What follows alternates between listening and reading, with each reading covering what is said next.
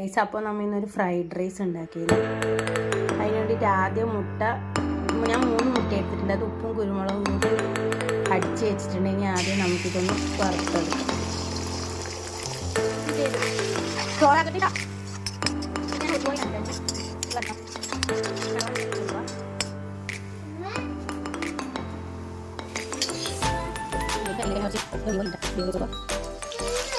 ഇനി പിന്നെ വെളുത്തുള്ളി ഇട്ട് കൊടുക്കുക.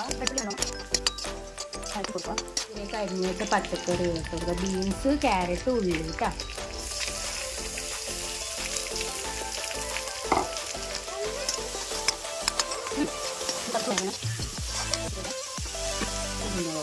ഇതിലേക്ക് കുറച്ച് സോയ സോസ് ഇട്ട്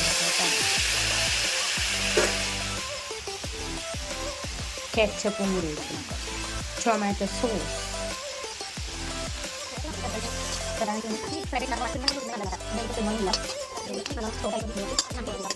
ഇത് തലേന്ന് വെച്ച ചോറാണ് കേട്ടോ. അപ്പോൾ എൻ്റെ ഒരു ഇതിൽ ഞാൻ ഇത്ര വരെ ചൂട് ചോറ് ഫ്രൈഡ് റൈസ് ആക്കിയ ടേസ്റ്റ് ഉണ്ടാവില്ല. തലേന്ന് ആക്കി വെച്ച ചോറ് തണുപ്പിച്ചിട്ട് ഫ്രൈഡ് റൈസ് ആക്കുമ്പോഴാണ് അതിന് കുറച്ചും കൂടി ടേസ്റ്റ് ഉണ്ടാവും. അപ്പോൾ അതിലേക്ക് കുരുമുളക് പൊടിയിലേക്ക് ഞാൻ നല്ലോണം ഇതാക്കിയിട്ടുണ്ടായിരുന്നു. നല്ലോണം ഒന്ന് വഴറ്റി കൊടുത്തു. പിന്നെ മുട്ട ഇട്ട് കൊടുത്തു കേട്ടോ. മിക്സ് ചെയ്ത് കൊടുക്കാം.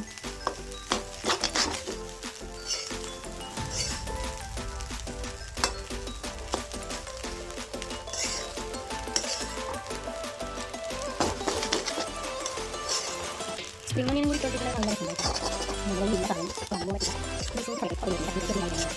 അപ്പം നിങ്ങൾക്കിവിടെ മറ്റേ സ്പ്രിംഗ് ഓണിയൻ ചേർക്കാം. എൻ്റെ കയ്യിൽ സ്പ്രിംഗ് ഓണിയൻ ഇല്ലാത്തതുകൊണ്ട് ഞാൻ ചേർത്തിട്ടില്ല.